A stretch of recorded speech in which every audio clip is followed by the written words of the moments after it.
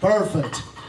All right, ladies and gentlemen, my name is Chris Maltzberger. I'm one of the event organizers, along with Lucky fans and two fighting legends from the world sports of MMA. I know it's a Thursday night. We usually do these on Saturdays, so we appreciate you guys blessing us on your early days. All right, ladies and gentlemen, welcome all you diehard fans of the world of mixed martial arts. I am here with 100 Lucky fans and two fighting legends from the world sports of MMA.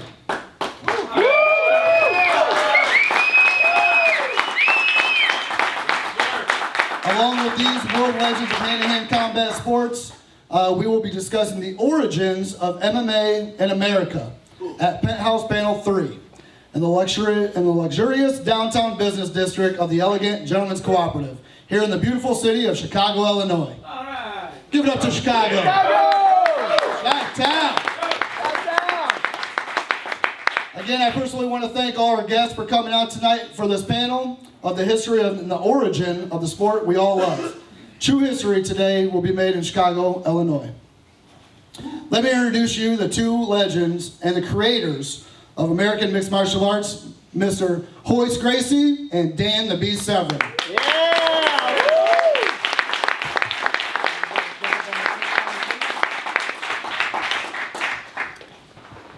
All right, guys, so just jumping right off into it.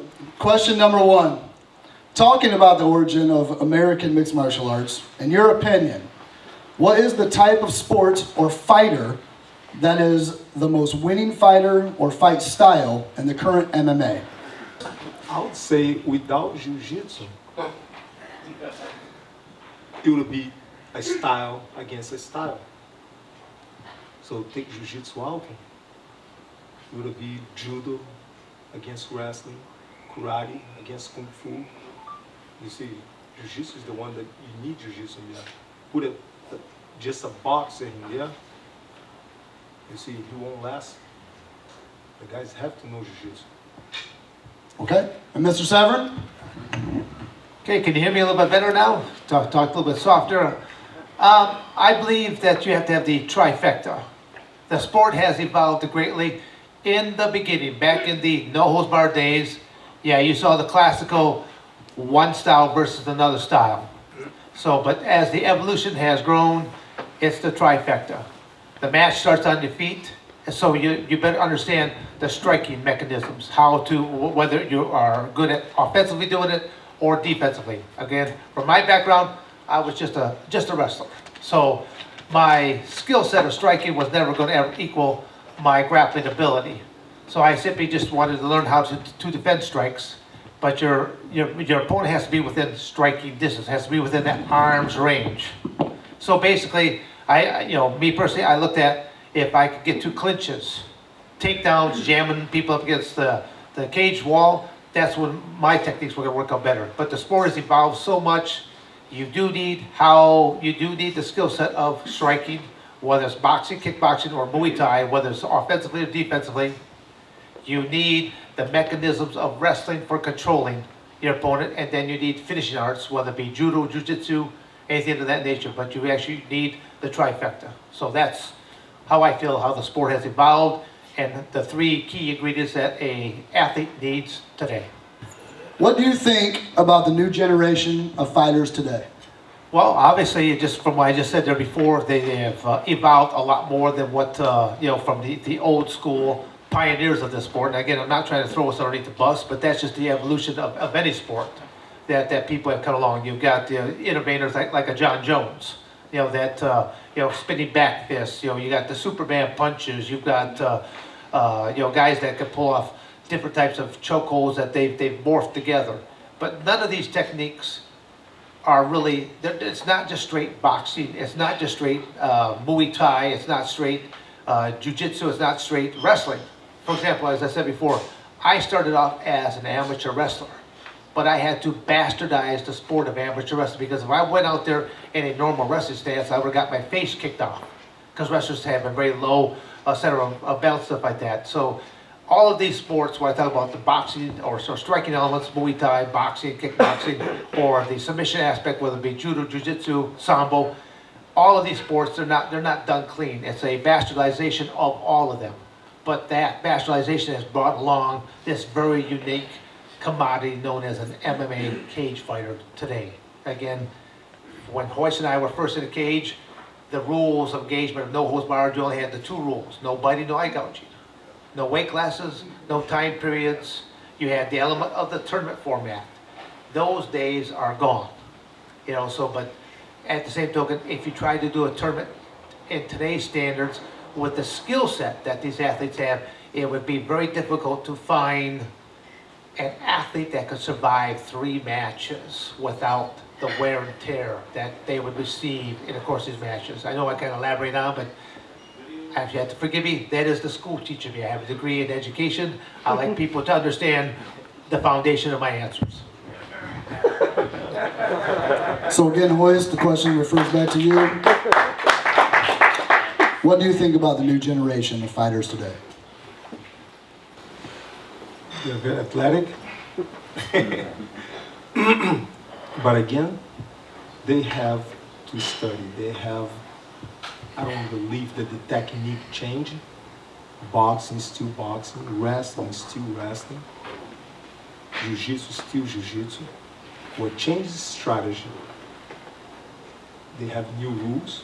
People adapt to the rules. You see, but the rules are equal for both of them. So, the equipment changed, strategy, but not, you see, the technique. Technique is the same. There's not a new way to punch boxing. You're gonna learn boxing, you're gonna learn jiu-jitsu, you're gonna learn wrestling. There's not a new throw we invented. All right, this one's for Dan. Dan, this was a fan question that was sent to us via Facebook.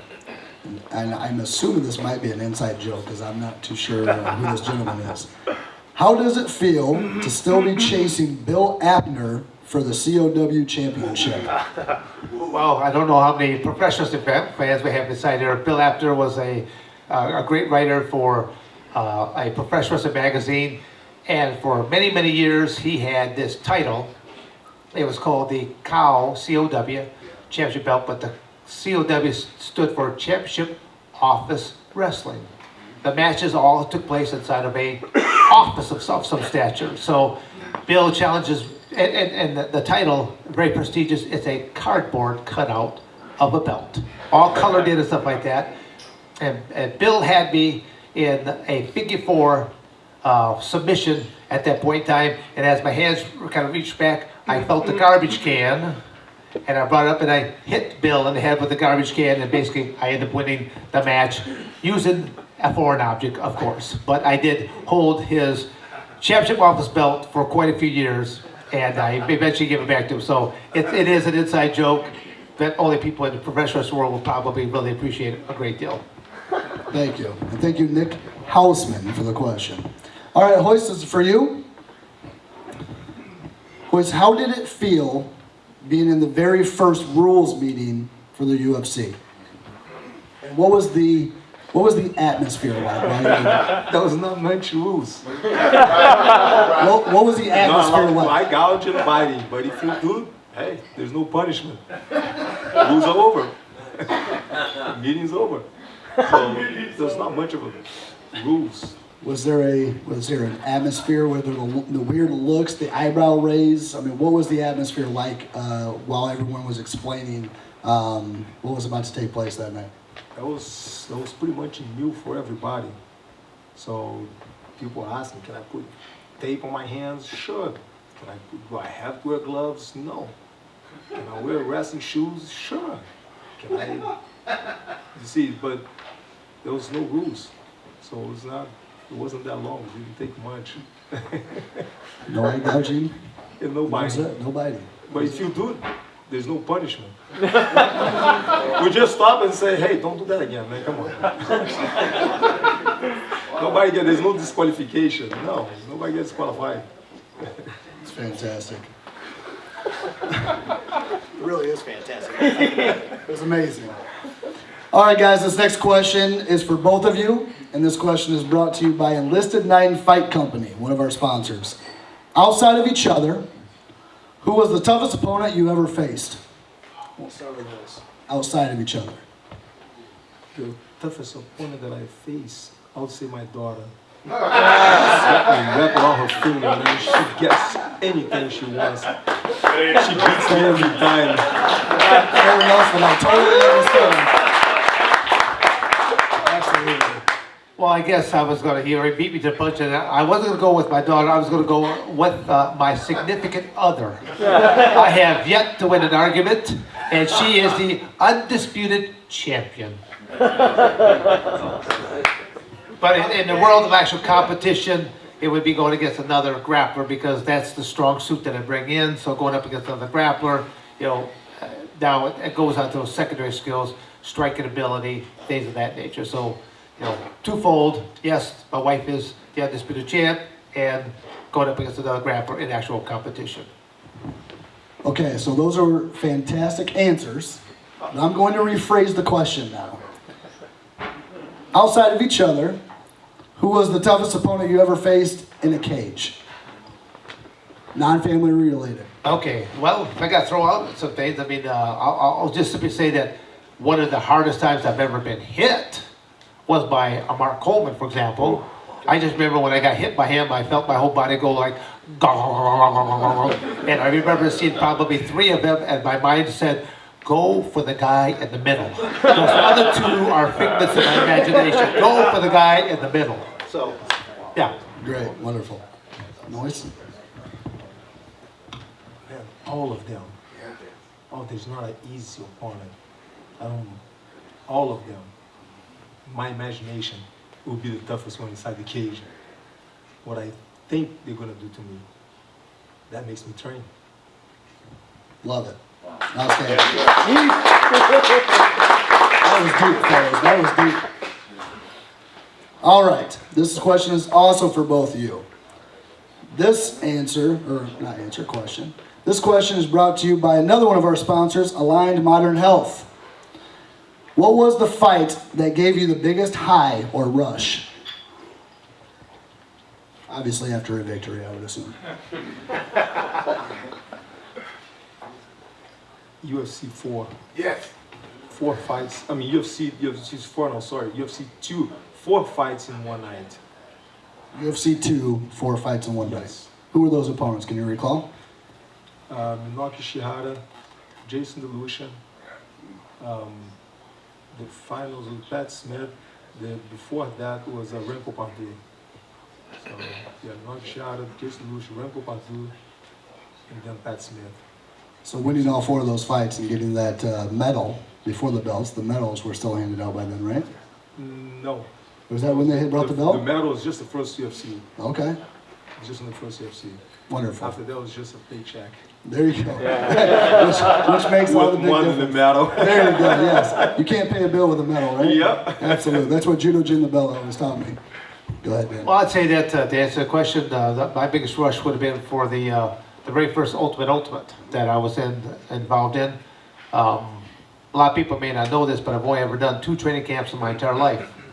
When I was first approached doing one of these events, I was just before turning 37 years of age. That's when I started my career back in '94, and then basically went about 20 years beyond that point.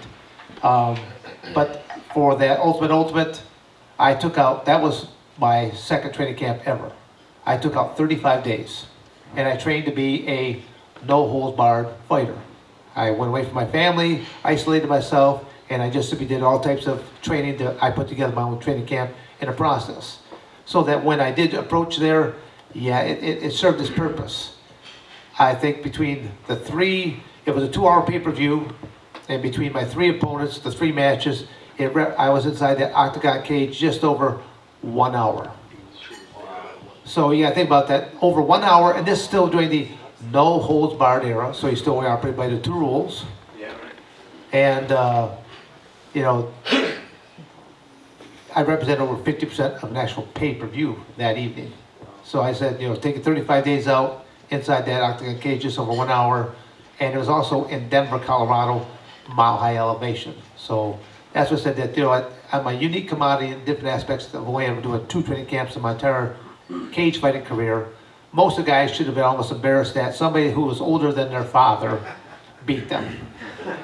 And I always tell people I've never been in a fight in my entire life, but I've been a competitor my entire life, and that's a different type of mindset. I can shake your hand beforehand, shake your hand afterwards, no hard feelings what's going to happen in between the two shakes. I compete by the rules, no matter how many or how few. That's all. Okay, Dan, we'll start off with you. This question is brought to you by another one of our sponsors, Iowa Bison. Go Bison. Go Bison. Do you think that all the American MMA legends and fighters, past or present, are being treated fair by all the leagues that are out there? Well, I mean, it's, yeah, I mean, the quick answer would be no. You know, the pioneers of the sport, I mean, obviously, they went out there and they made literally just thousands of dollars. Okay, but you gotta look at, we're in a very unique sport. It's a sport that has been around, what 22 years now, this coming December.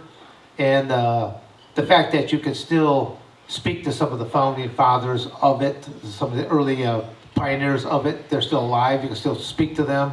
You can't do that with any other sport. You can't do it with the people that started football, baseball, basketball, hockey, they're all gone. No other sport has risen as quickly as, you know, a lot of times I keep referring to it as the cage fighting sport, because that term MMA or mixed martial arts only came about somewhere in the course of 2005, 2006 was that phrase actually coined, and it didn't simply flash across the United States or the globe overnight like a light switch. It slowly went from state to state to state before it was actually truly recognized the way it is today. Now, fast forward to today, you've got, you know, phenomenal coverage between all the internet pay-per-views. I mean, everyone's cell phone. You've got the capabilities of seeing all of these pay-per-views now. So it has changed a great deal, and with that comes the commercialization of sponsorships and things of that nature. So the money has risen greatly. You know, but at the time, Royce made some of the best money. I made some of the best money at that time, but it fails in comparison to today's athletes. But at the same token, it does the same way if you look at what did a football player make 20 years ago, basketball player, and so on. You know, but people should continue. You know, there should be things that should be done, but whether they are or not, hard to say. What's the question again? The question is, do you think all the American MMA legends and fighters, past and present, are being treated fair by all the leagues? Why only Americans? What happened to the Brazilians? Do you think that all the MMA legends of every nationality and country? Yes, they are, I think so. I mean, I agree that, I mean, I believe that they're being treated fair. We gotta climb up. My son is fighting, first fight September. I already signed with Bellator. They wanna bring him in? I said no. Because I know they're gonna roll the red carpet to him. So I want him to climb the ladder like everybody else. I sign him up to fight amateur. So he's gonna fight a couple amateur fights before they go straight into the pro and get the red carpet. So yeah, I think they're being treated fair. Wow, they get fired because they miss weight. It's a job. It's your job to make weight. You don't make it, sorry man. They get fired because, what? Because they get caught with drugs? Sorry man, it's your job. You see, don't do it. Because you get drunk and crash the cars and represent the brand. So, yeah, I think they're being treated fair. The amount of money they get paid, climb the ladder like everybody else. You see, you climb the ladder, hey, you make the money. Boxing, basketball, all the sports are like this. So you gotta climb the ladder.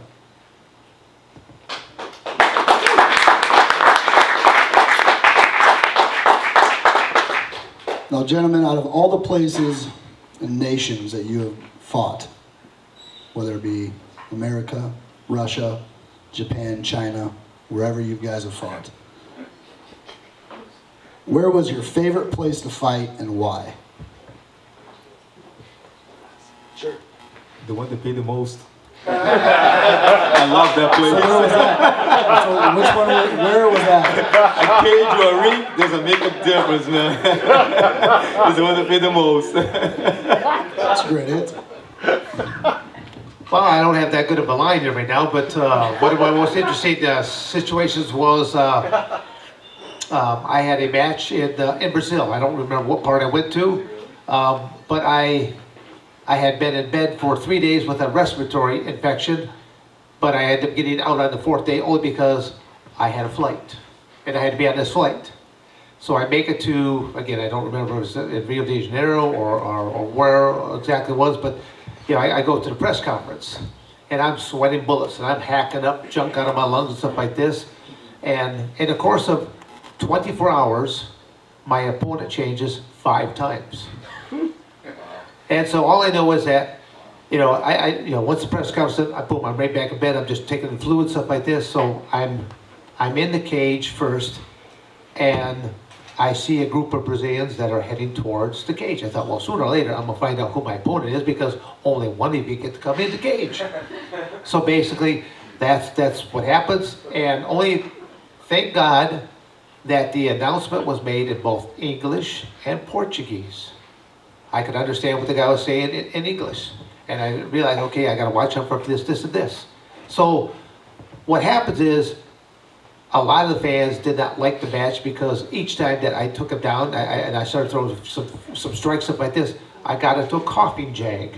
And I actually had to push away, and I just cough, and then literally, I am hacking up and spitting out chunks of snot through the cage. I know, not nice there, but you know, I gotta clear my lungs. This match goes on for basically 40 minutes, 30-minute regulation time, 10. And I mean, I tore the guy up, but the crowd was not happy because I did not like crush him and kill him or whatever. To the point that I heard this noise. It was a high cage. I heard this chi-chi. I'm like, what was that noise? I turned around, and somebody is throwing a long neck beer bottle and is hitting the cage right in front of me. I'm thinking, I'm in here trying to conduct business. I got a respiratory infection, and I got some heckler now throwing long neck beer bottles at me. So I returned the favor. I conjured up and I let fly out into the crowd because I was a little tired of the antics. Match done, game done, flew back home. So yeah, I ended up winning the match, but like I said, one of the more interesting aspects be sweating bullets and hawking the loogie into the crowd. To the heckler, of course. Dan, go ahead and hold the mic. This next question is going to be brought to you by another one of our sponsors, Greg Helfer LTD, Private Jeweler, where you guys got your watches at tonight. Show the crowd your watches.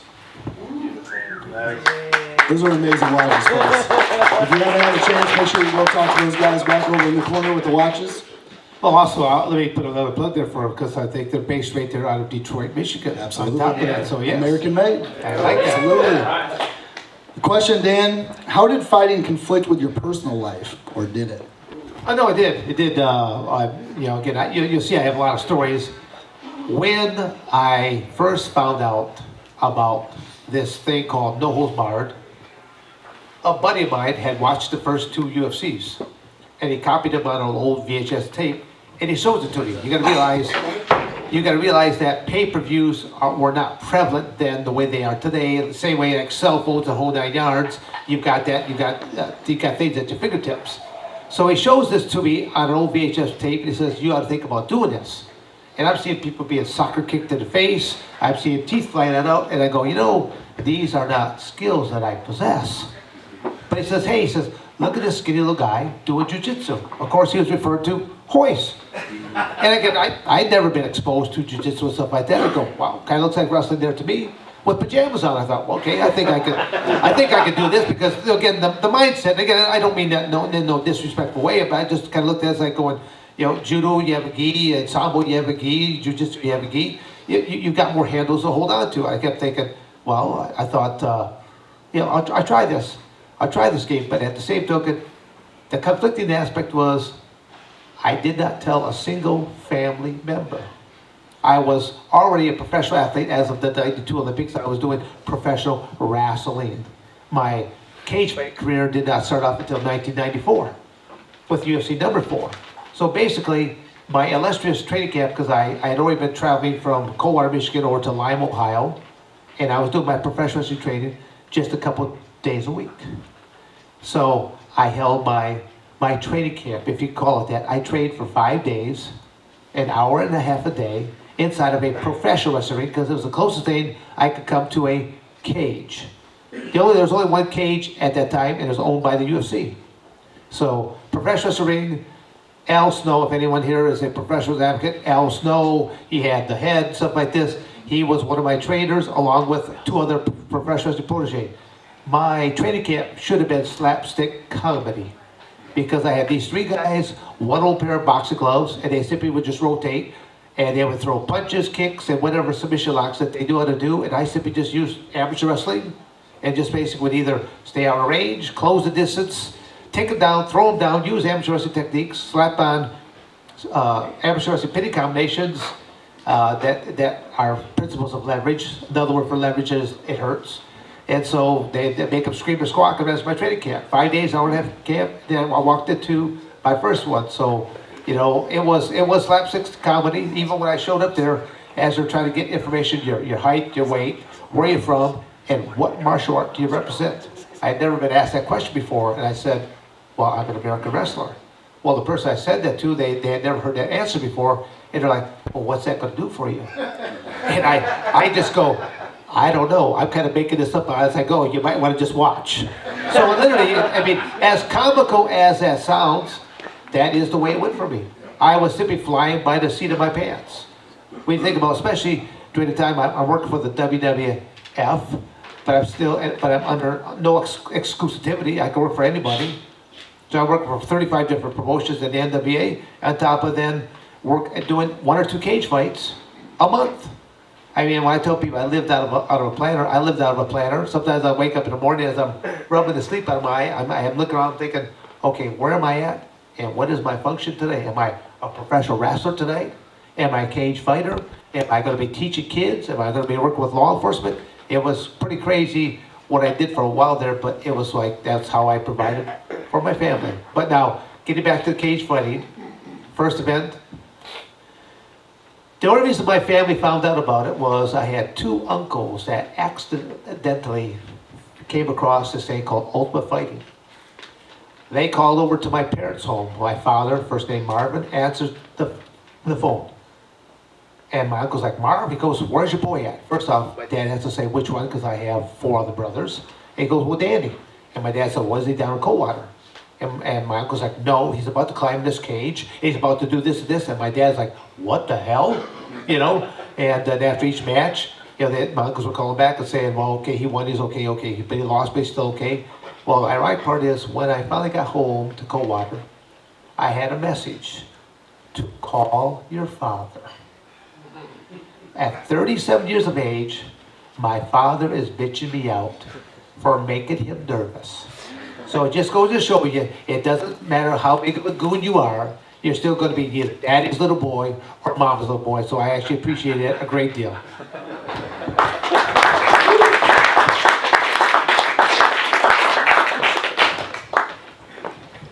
After that story, you gotta repeat the question again. Yes. I'm a little long-winded if you haven't picked it up by now. Yes. How did fighting? You speak better English than I do, so you can talk more. How did fighting conflict with your personal life, or did it? It did not. I was married to my family in this career before I met my wife. So, yep. Nope, did not. Simple. Long answer, short answer. We're gonna stay here all night. There we go. All right, Hoist, this one's for you. This is brought to you by one of our sponsors, Tim from Superhero Collective. Way to go, Tim. There you go. He does fantastic things, guys. If nobody knows what Superhero Collective is all about, Tim, raise your hand. Please, everybody, go talk to this gentleman after the panel discussion's over and find out what this man does. Truly amazing. Hoist, How and when did you come up with the idea, or who helped you, to start attaching your name to gyms, and how many affiliate gyms do you currently have? Actually, it wasn't my idea. It was people that want to represent. It's like, man, I've been studying with you. Can I start teaching be under you? And we got John Gason over here, teaches for me in Springfield. So pretty much they start to follow me, come to LA and come to seminars and start to represent, be under the guidance of my father pretty much. So even my guidance, it's like I'm just passing to them what I learned from my father. Thank you.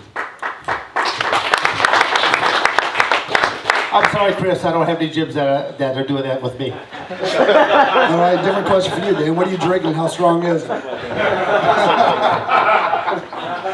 Orange juice. Orange juice, right? Yeah, John Gaston, by the way. Freshly squeezed, of course. Has a Gracie Jiu-Jitsu gym in Springfield, Illinois, correct, John? Raise your hand. If anyone's ever down at that area, make sure you stop by and talk to John. I'll be there at your school in about September 16th. yeah, Oh yeah, give a plug. about 2 weeks. Yep, I'll be teaching in this place.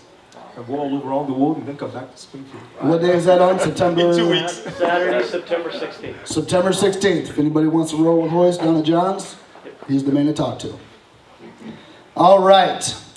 It's probably the last question before we open it up to any of the fans out there. And this question is brought to you by our last sponsor, NH Firearms. Is Michael White over here somewhere? Where's Michael White at? Burnson, is Mike over here? Right here. Not you, Michael White. Sam, where's Michael White and all these guns at? Oh, Lord. All right, of course he is. Well, folks, he had a long drive from Alabama, so that's a good place for him. I don't blame him. This last question, and this is a great question. I love asking legends this question. What's the best advice that you can give up and coming amateurs? You gotta train. That's Mike right there. That is Mike. You gotta train. There's a lot of people with talent out there, a lot of tough guys out there, but with discipline, without discipline, to get up and train and do what you gotta do and give up what they call good things in life, you're not gonna stay on top forever. So people are like, oh man, come on man, you don't even drink one drink. No, I don't. I have to give up the good things. Yeah. But yeah, there's a lot of talented people out there, a lot of tough guys out there, but without discipline to get up and train and do what they gotta do, they don't stay on top forever.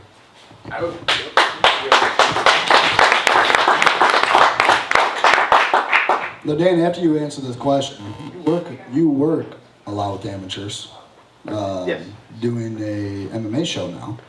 Yeah. Danger Zone. So after you answer that question, I would love for you to share with the folks what your event and what you're up to nowadays. Sure.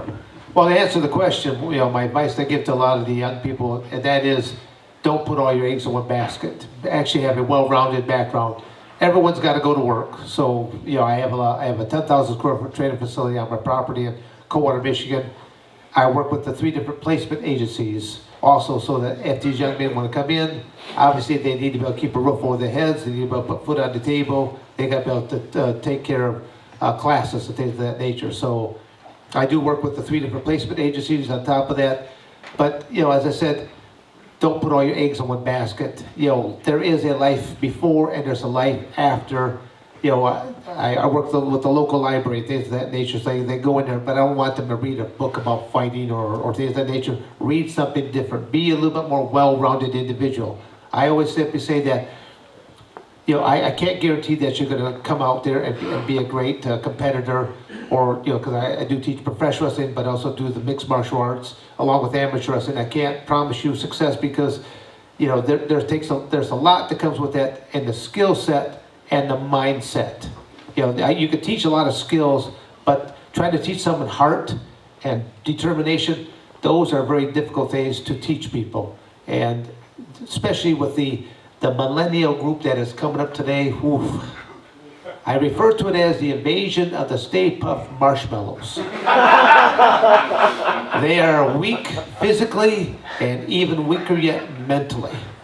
And it's the era of, they've got phenomenal thumb strength, and that's about the strongest part of their body is doing their texting, things of that nature. And when they come to my place, I'm like, if I see them with the cell phone, I go, put it back out in your car. You're going to pay attention for the next hour or two of your class. You don't need these distractions. But I'm a big advocate of education. I went to Arizona State for a teaching degree. I left there with a teaching degree. I always kind of smile. I always tell people, I started my amateur wrestling career in 1969. By 1971, I was teaching the sport of wrestling. And by 1972, I won my first national title. But 1986 is when I ended up getting my actual degree from Arizona State. So I always kind of smile because I've been teaching for a decade prior to that. But it's still, and I do a lot of substitute teaching in the past. So I did third grade once for almost 4 months. And this was shortly after the Arnold Schwarzenegger movie came out, Kindergarten Cop. So, I had a lot of the fellow teachers going, do you have a tuma today? Very comical there, but great things. But as I said before, don't put all your eggs in one basket. Okay, Royce, go ahead. One last question. Just curious, are you guys for or against a fighters union?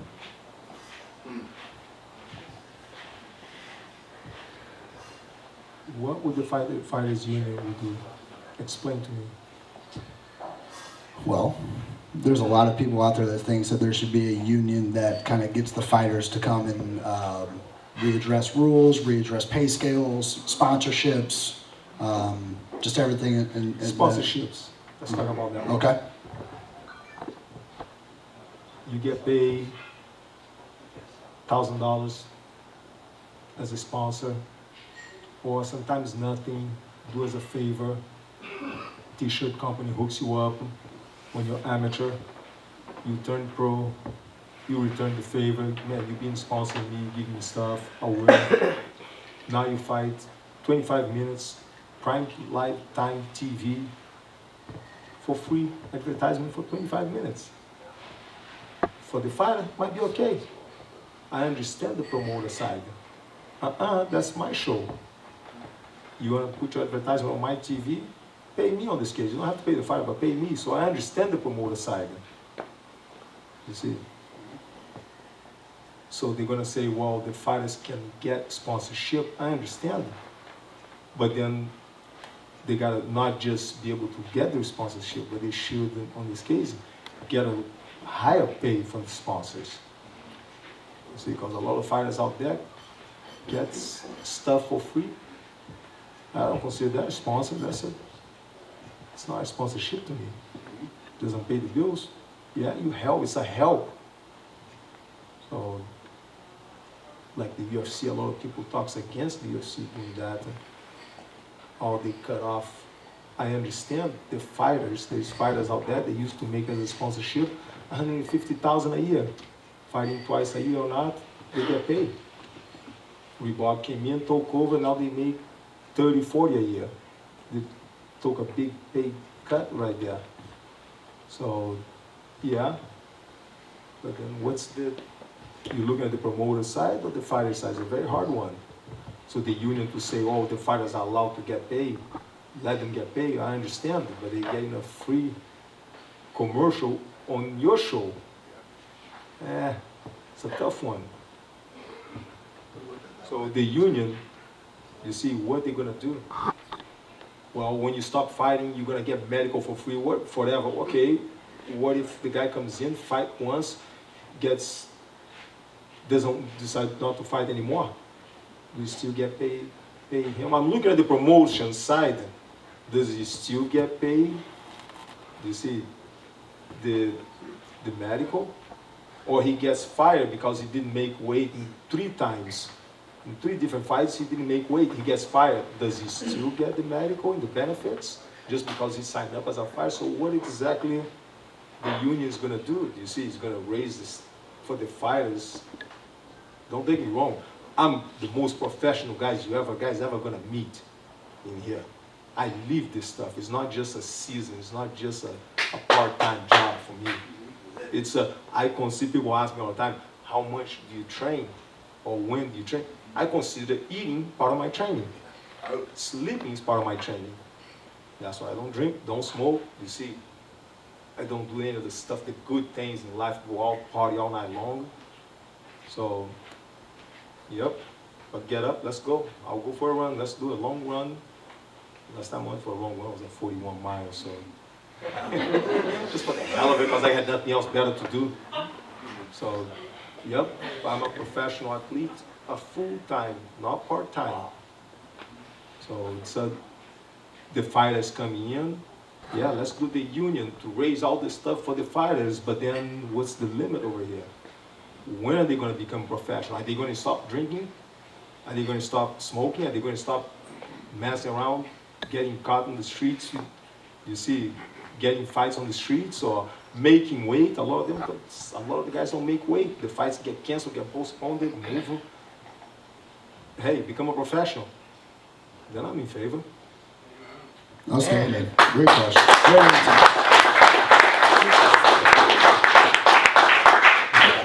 I'll be a little bit more point on this one. Should there be some type of a union? Yes. Now, what our criteria should be put into that? I don't want to be the person that has to put that in, but should there be something in place? Yes. Just for the sheer fact that even if you do one match, if you were to be injured to the point that you're incapable of going on doing something else, yeah, you should be receiving some type of assistance. You know, back in the old days, you should be signed, you know, the contract that stated in the fine print, in the event of your accidental death. Let's see, don't bite the guy, don't stick a finger in his eye socket. There's a lot of ways you can take someone's life without ever violating those two rules. So, but the reality is, let's fast forward. We live in a civilized world. Almost all sports have some type of union put into place. Again, I believe there should be something in place. I don't want to be the person that tries to put that criteria, because if you are, just like Royce says, if you are off, you know, doing some drugs and things of nature and you hurt yourself, well, that's kind of on you. How to come up with that kind of criteria. But if you've gone in there and you give your heart and soul to this sport and it basically injures you in a way that will affect the quality of your life, yeah, you should be compensated somehow, and that is already there. You know, just if we think about head concussions, things of that nature that have happened to other sports, but then of what has happened in our own sport, a sport that's only been around for a little while, and there's guys that you would not be able to have this type of a conversation with because they're lucky to make a complete sentence at this point in time. But at the same token, was all that from the sporting aspect, or did their personal life intervene as well? So again, I'm in favor of it, just would not like to be the person that has to put all the criteria in place, that's all. Outstanding. Great answers, right? Yes, sir. Absolutely. That was fantastic. Before I open it up to the crowd, if there's any crowd questions, what do you guys think about those gentlemen cooperative suits? Look at the suits these guys have there. Doesn't they look amazing? Absolutely sharp. All right, folks, ladies and gentlemen, yeah, there you go, the model, the beast. Do we have any questions out in the crowd? Mo, I know you got at least one. Mr. Mike Burnson. I'll just yell it. Mayweather, Conor McGregor. What was the question? Conor McGregor or Mayweather? Who's going to win, Mayweather or Conor? Man, anything can happen. That's why it's a fight. But I'm a big believer of never play another man's game.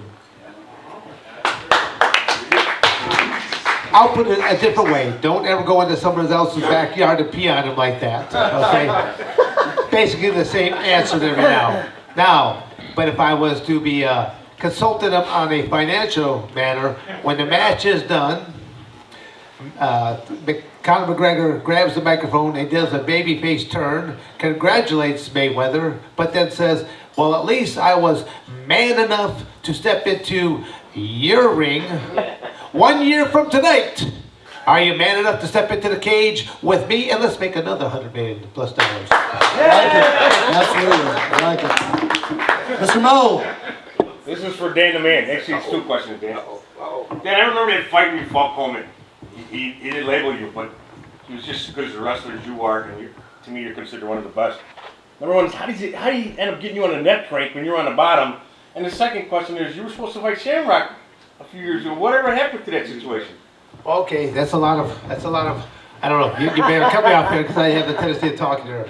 As I said earlier, that for me to go up against another grappler, that's what it kind of neutralizes my strength, and now you have to rely on those secondary skills, striking, things of that nature. Well, Mark has been in a lot more scraps than I have ever been in. Plus, it's probably no secret that he also has really good vitamins. Really, really good vitamins. Vitamins that you cannot buy down at your local GNC store. Wink, wink, wink. That's what. You guys may or may not like my answers, but rest assured, the beast speaks the truth here right now. Okay? So I can live with my conscience. I pride myself in the fact that I am lifetime chemical free. I do a lot of things with kids and things of that nature. So I really believe that I would have even a lot more respect for some of these athletes if they if they simply said, well, do as I say and not as I did. But to get back to your thing there, so yes, repeat right there. Okay, you said because I know I answered the first question. Okay, so going against Mark Coleman, yeah, it felt like he was about to tear my head right off my neck like a tree stump. So he just was really, really powerful. But again, I credit him because he was another wrestler, so negated it, and that's the guy that I said when he struck me, I saw 3 of them.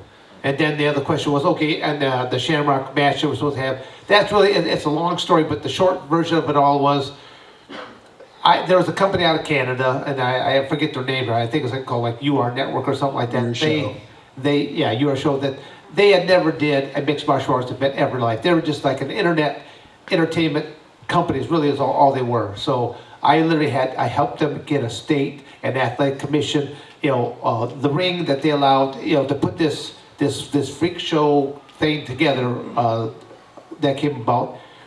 Ken Shamrock was the opponent all along. Basically, then when he was starting to do these tweets that he had a big announcement coming up, I was thinking that was about to announce his and I match, but instead he announces a match between him and Royce for Bellator on a Friday night, and we were already slated for that Sunday. How is he going to do Bellator on a Friday night and do this in Phoenix, Arizona on a Saturday? So basically, it was me who brought this to the attention to this company. So they contact him, and for some reason, Ken comes back with this that, he just tells the company, move your show back by 1 week. I'll fight Royce Gracie 1 weekend, and I'll fight Dan Severn next weekend. Does Dan Severn have a problem with that? When they told me this, I go, no, Dan Severn doesn't have a problem with this whatsoever. I go, but you, Mr. Company, better be aware if he gets any kind of a little boo-boo, that it's a minimum of a 30-day suspension. So 1 week isn't going to cut it. You better move back by at least a month. That's what happened. Obviously, things didn't go too well for Canada's match. So, he does not honor out the contract with me. He pulls out 9 days before. We say it first because of his injury, but then he also gets busted for controlled substances, steroids, and something else there on top of that. So it's been a couple times over him doing it. So now he's got to go stand in the corner extra long. So now this company is doing a mad search for an opponent. And I only said I'd ever come out of retirement for 1 or 3 people, and they weren't looking for 1 of the 3 people. They came up with Tank Abbott, and I go, yeah. I said, I'll agree to it because it fits the format of this freak show event that you're putting together. I said, but you better get him quickly because will he pass a physical and things of that nature? Even myself, I was 57 years of age at that time. And I had to go in front of these 7 different athletic commissioners, and they cross-examined me because first of all, I had to have all these extra tests, brain scan things of nature to make sure that I was physically fit, mentally stable, stuff like that. And then the questions of why? Are you in financial dire straits? Do you need it for the money? Do you need it for this? Are you, a spiral of losses and you need this? Well, basically, they found out no to all the above. And they're like, well, why? I said, I'm not like I'm trying to ask to go against one of these young bucks. I said, you know, my time has kind of come and gone for the young bucks. I'll go against another guy closer to my vintage, no problemo with that. And so basically, they passed me, but like I said, Tank did not pass the physical. A lot of people came down upon Tank for a lot of different reasons. I said, no, don't come down on Tank Abbott. Tank Abbott stepped up to the plate with 9 days notice. Thank God that they found that he's got some medical issues. He can either choose to. I don't look at it that way.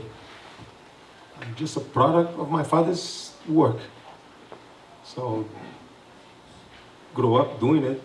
I was more amazed that people didn't know when I first came to America. It was more of a arrive in America. It was more like, okay, I'm gonna change these people. I'm gonna make them all know who I am. That kind of determination. Yeah. Michael White, I see him in the back. I know he had a question. He's trying to hide back there now.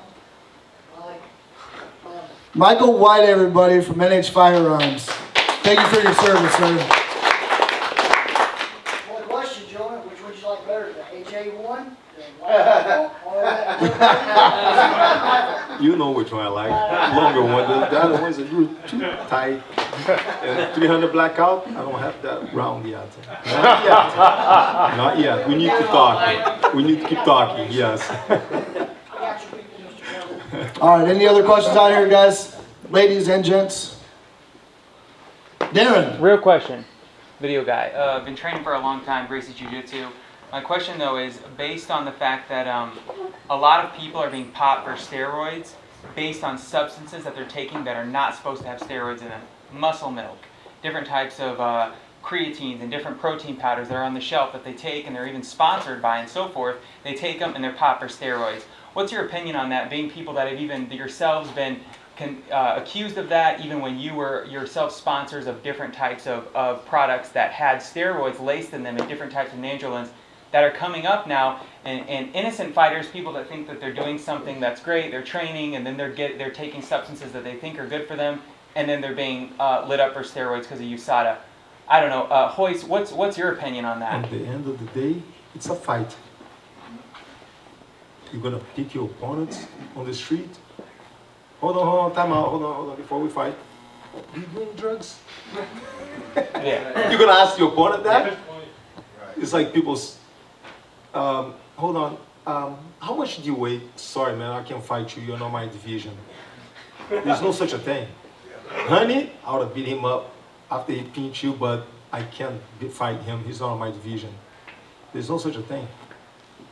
That's why Gracie Jiu-Jitsu is a self-defense art. You see, so it doesn't matter. The guy's bigger, stronger, faster. If the guy's on whatever drugs he is, you don't pick your opponents on the street. So. Well, I mean, I'd like to jump way in on that right there because I will be on the opposite side. I'll disagree. It's kind of like when you think about bodybuilding. There's a natural contest, and then there's the professional level. And these natural guys look like 98-pound weaklings compared to the pro guys. Because the pro guys, they got all the good stuff. All right? You know, I've been to the Arnold Schwarzenegger Classic a number of times, and I mean, you can smell the testosterone in the air, you know.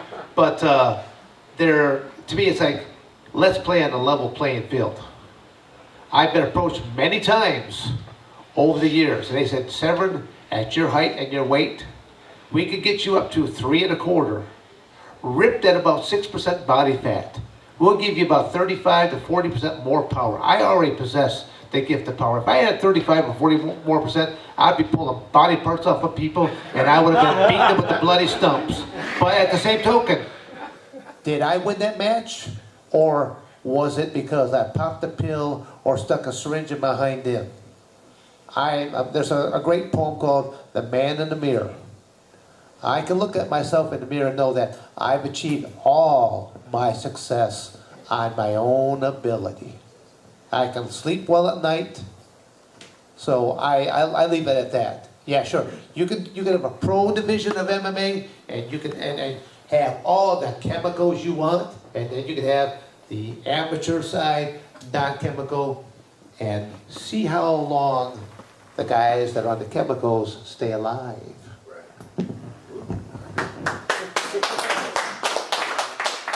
What's your name, sir?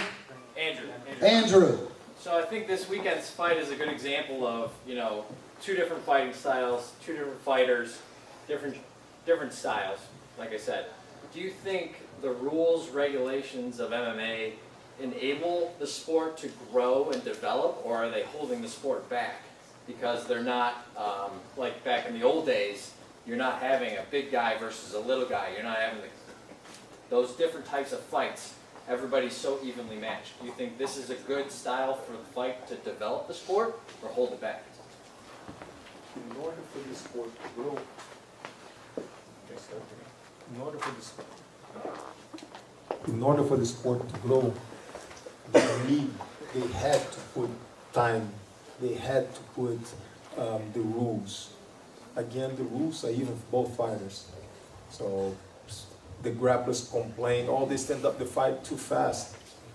And the stand-up guys say, well, they take me down, they keep me on the ground for too long. On the end of the day, it's 5-minute rounds, 5 rounds, 3 rounds. You see, it's even for both of them. So, yes, in order for the sport to grow, they have to do such a thing. They had to put the rules, the time limit, and fights like this. We're gonna attract people to watch boxing. We're gonna attract the boxing people crowd to watch MMA. So yeah, I agree. This coming weekend is nothing but a fiasco.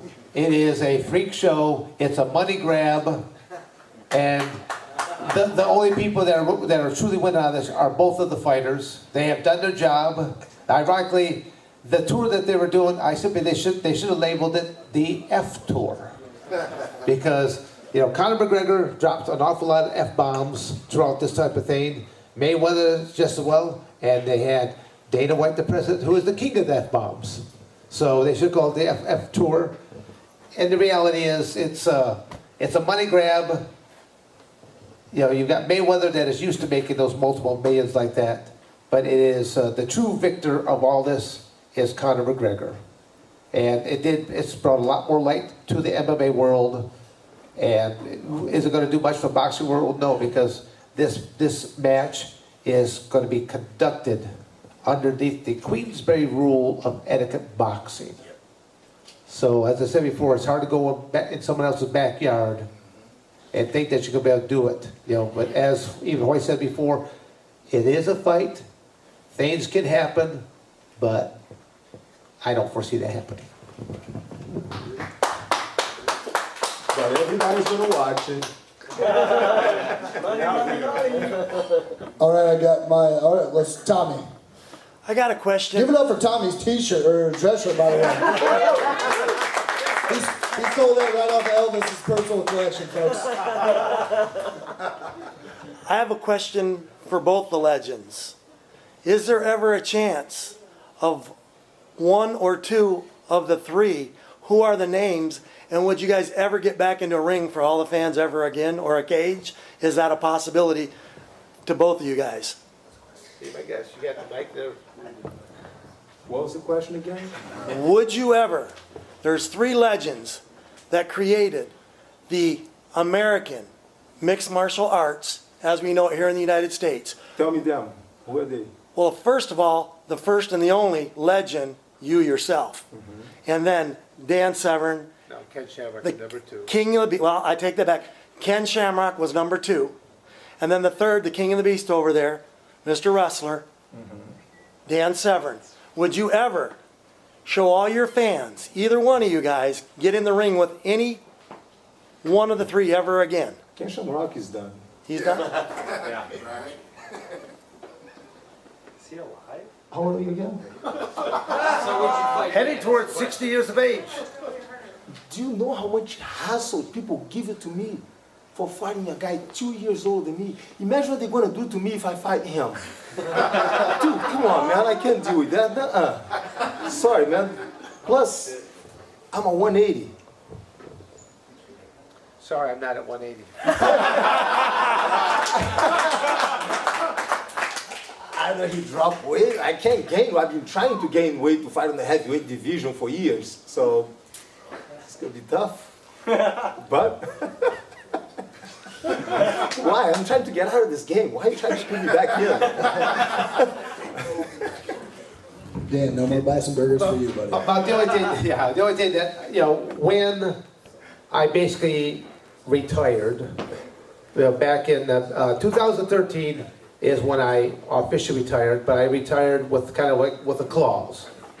I said, I'm going to retire now, but if one of these three gentlemen ever stepped up to plate, I would seriously contemplate coming back out of retirement. I had to say it like that because if they wait too much longer, like I said, I started the game late in life.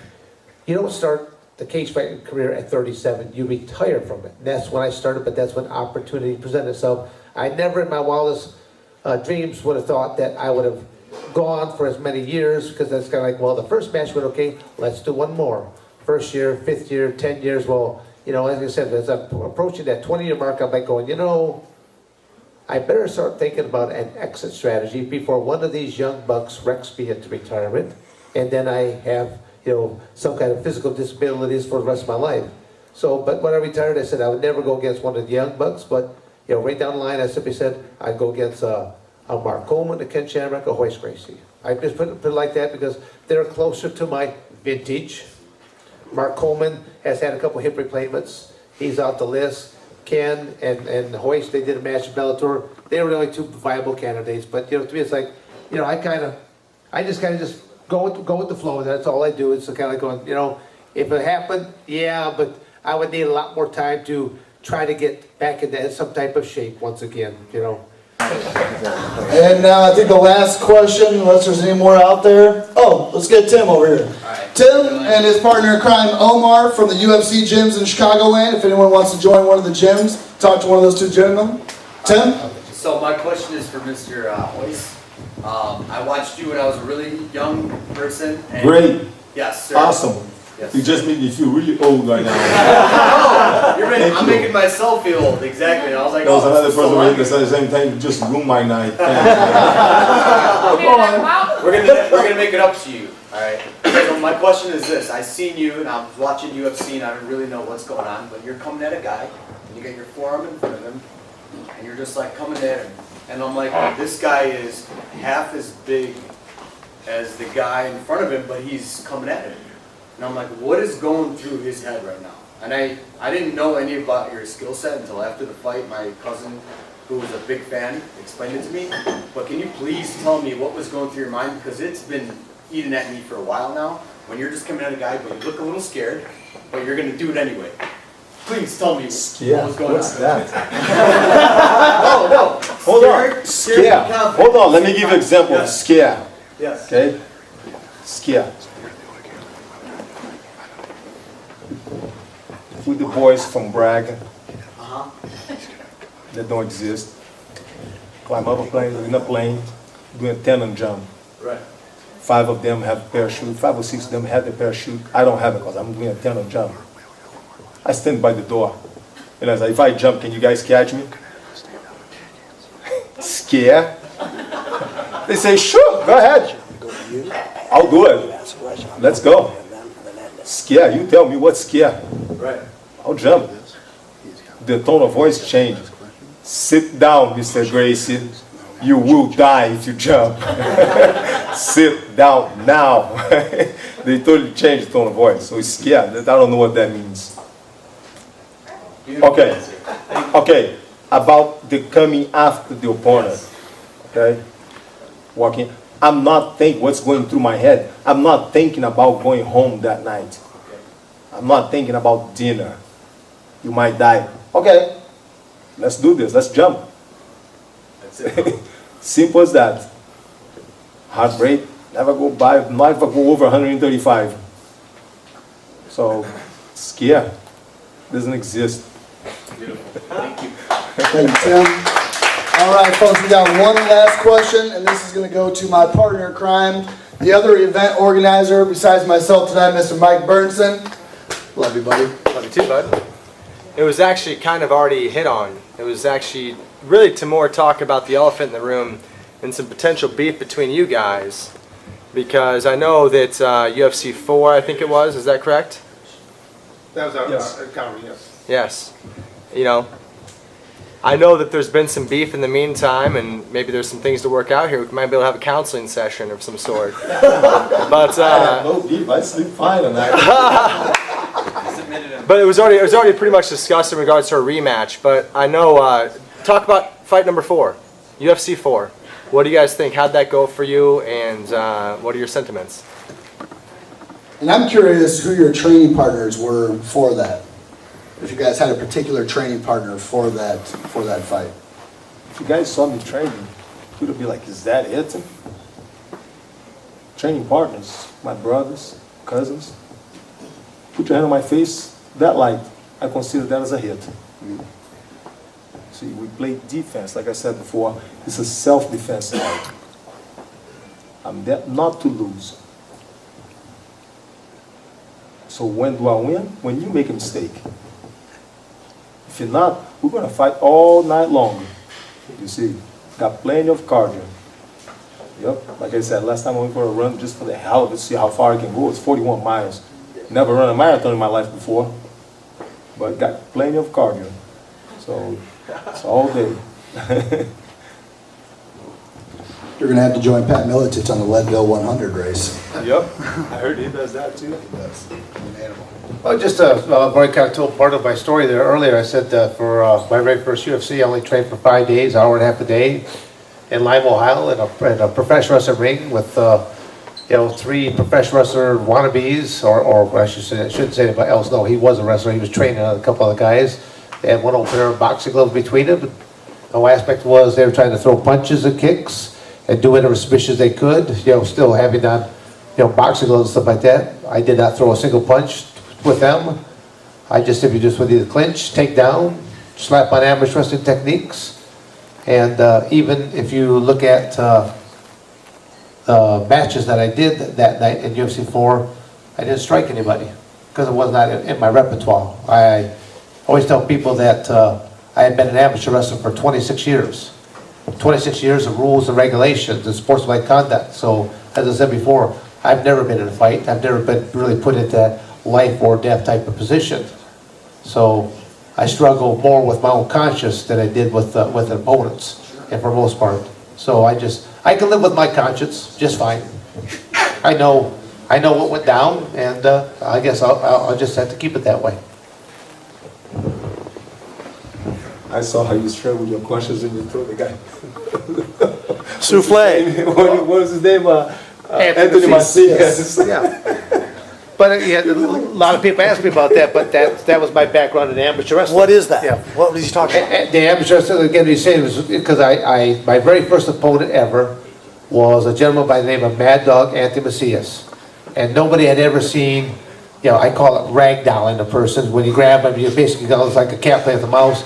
But it was the skill set that I brought. I had been an amateur wrestler, freestyle wrestler, Greco-Roman wrestler. And so I was well versed in throwing techniques. Well, a lot of people, again, rules were slowly coming along. Anthony Macias was basically, his whole body was covered in baby oil. Had the very first throw I attempted gone off, the match would have been done in the first few seconds. Because I was face to face, locked on his body, and I was throwing a belly to belly. First thing that would have impacted would have been his face, but my hand slipped from his waist all the way up to his armpits because he's covered in baby oil. So as I throw back, I land on my own back. I'm eating a lot of elbows in the process. Come up, we clinch, I duck under, I'm right behind him. He even hits me one more time, a reverse elbow shot to the face. I'm like, oh, you son of a gun, you. You're about to go airborne. So I locked him on the waist, did a nice belly to back suplex, or in the professional world, German suplex. And then he still, he hits, he stands right back up again. I think he fed right up to the second one. And I go, you think if that first one hurt, wait until you feel this one. And when we hit, you know, he shakes his head. I see blood dripping down, but at the same token, did I know if it was his or did I know if it was mine? Because I ate a lot of elbows, and the reality is you got adrenaline dump that's going through you, so I didn't know if it's his blood or mine until I saw the film afterwards. And basically, he hit so hard the second time, his body folded up in his own knee, struck him right in the forehead, and he split his own head open in the process. So, yeah, people were horrified when they saw me grab this guy and kind of ragdoll him there a few times, but it's a standard amateur wrestling technique that I would have done it any other time. So After that fight, Dan, I never watched WWE again. but the German suplex is still there. Come on. Next weekend I will be in Toronto. That's when I knew WWE was fake. Next weekend I will be in Toronto, Canada, in a professional match. And rest assured, the German suplex will be going down, my There you friend. go, amen. Perfect. All right, ladies and gentlemen, that's it. Let's give it up for Dan and Royce.